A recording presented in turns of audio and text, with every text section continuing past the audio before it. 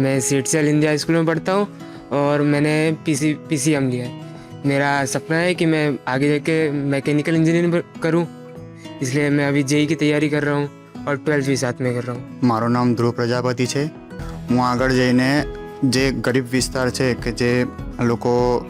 મોટા મોટા જે ફ્લેટો લેવાની ઈચ્છા ધરાવતા હોય પરંતુ જો ફ્લેટો ના લઈ શકતા હોય